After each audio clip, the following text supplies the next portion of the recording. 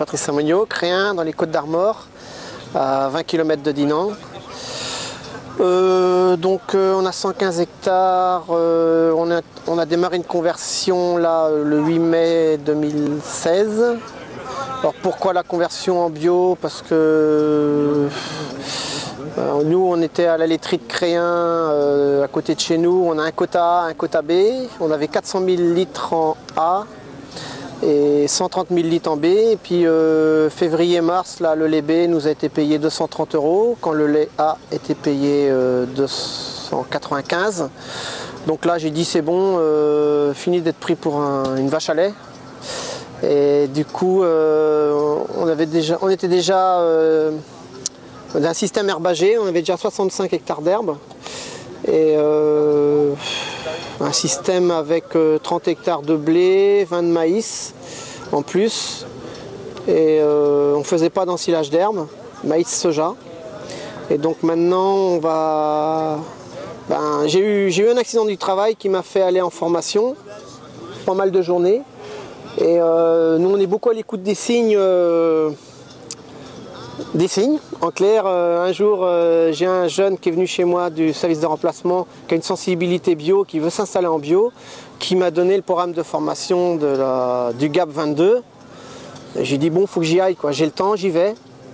Un autre signe, on a vu un camion bio-lait dans notre commune, jamais je n'ai vu le camion bio-lait dans ma commune. J'ai dit bon, c'est un autre signe, on va peut-être paraître pour un bizarre, tant pis.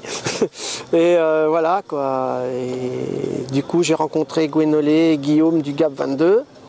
Puis ça a tout de suite accroché. Au niveau des formations, c'est des gens, j'ai trouvé plus humains, moins à l'affût de la technique, et humains, aussi plus à l'écoute de l'animal. J'ai fait la formation Opsalim avec le GAB. J'ai fait formation huile essentielle avec Michel Derval par l'intermédiaire du GAB. Formation plante bio-indicatrice, je ne sais plus l'intervenant, il y avait 2 jours. Formation désherbage mécanique, là c'était Gwenolé, sur un voisin agriculteur, Christian Boursol, qui est en bio à 4 km. Quoi d'autre, voilà. Et on s'est toujours senti à l'aise dans ces formations et ça répondait bien à nos attentes. Donc aujourd'hui on est en conversion depuis le 8 mai, alors là seulement c'est 90 hectares d'herbe, 10 de maïs et 15 de févrole. Et la févrole pour remplacer le soja. Et puis voilà, donc un peu d'affouragement en verre et surtout de l'ensilage d'herbe. Donc ration avant conversion, l'hiver c'était maïs soja. Cette année c'est 1/3 ensilage d'herbe, 2/3 maïs avec un peu de soja. Et l'année prochaine, ça sera 2/3 herbe, 1/3 ensilage de maïs. Et avec complémentation de févrole, puisque ma févrole sera en C2, je pourrai l'utiliser. Et autrement, on continue toujours Opsalim, par l'intermédiaire de Marine Le Masson. Voilà, et nous on avait un système conventionnel où on a quand même des problématiques mammites. Et depuis qu'on a fait Opsalim, on est passé de 60 mammites à 10 on va dire dans l'année. Donc très content. Les huiles essentielles on a utilisé en mammites depuis le mois de mars, on a peut-être eu 4 mammites, 4 fois les huiles essentielles.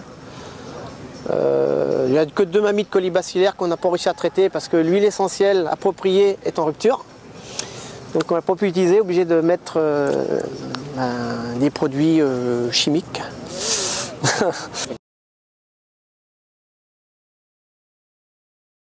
Les freins, c'était de savoir si je pouvais utiliser de la paille chez un agriculteur conventionnel, puisqu'il n'y en a pas assez en bio, ça on a le droit. Parce que je ne me voyais pas désherber mécaniquement du blé. Et donc, du coup, je vais faire de la févrole sous couvert d'avoine pour essayer de limiter le salissement. Et le désherbage du maïs, j'ai déjà commencé cette année avec la RC Tri et ça fait 10 ans que je pratique le binage. Donc je sais très bien que je vais avoir un peu moins de rendement au maïs, mais le maïs devient secondaire. Alors qu'avant, niveau ration vache laitière, j'étais à 3 tonnes d'herbe on va dire et 2,5 tonnes de maïs par UGB, par vache. parce que les génisses n'ont que du foin et voilà. Donc, et puis l'herbe, ça me plaît, ça m'a toujours plu l'herbe. Je me définissais plus avant la conversion comme un herbiculteur que comme un agriculteur. Donc faire plus d'herbe, moi, et en plus le bio, nous, ça nous a redynamisé. On parle de biodynamie pour les plantes, mais là, ça a redynamisé l'agriculteur et sa femme. Franchement, ouais, on est très très contents. Ouais. Le 8 novembre 2017, conversion 18 mois, parce que du coup l'assolement n'est pas tout à fait calé pour passer le premier hiver. Donc on a préféré jouer la sécurité et dans un an c'est bon. Après il faut s'entourer, il faut se former parce qu'il ne faut pas y aller comme ça. Si on n'est pas formé à rentrer en conversion, on va se poser trop de questions quand on va avoir un problème à gérer, entre guillemets, on va se poser trop de questions, quoi. Et là, on a réponse aux questions avant de se les être posées. Donc, voilà.